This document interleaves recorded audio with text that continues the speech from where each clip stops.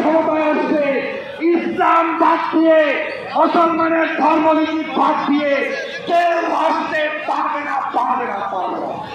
সমাবেত জনতা, আপনাদেরকে স্পষ্ট করতে চাই, গত 16 বছর পর্যন্ত আওয়ামী লীগ জুলুম করেছে, অত্যাচার করেছে, নির্যাতন করেছে।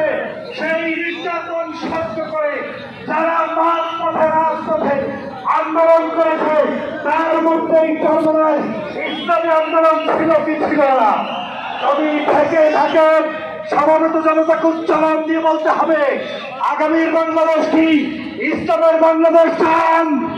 যদি চান, নারে তাকবীর, নারে তাকবীর। আমি সর্বশেষ একটি কথা বলতে চাই, আমাদের ঐক্যবদ্ধ থাকতে হবে বাংলাদেশ বিনির্মাণের জন্য। পীর সাহেব চরমোনাই যেভাবে উদ্যোগ নিয়েছে, যে আলেম ওলামা, সে যে মাসলাকের হোক, যে তরিকার হোক, যে আন্দোলনের হোক, সবাই মিলে কাঁধে কাঁধ মিলিয়ে বাংলাদেশের আগামী নির্বাচনে ইসলামের সপক্ষের শক্তিকে ভোট দিয়ে কারা কারা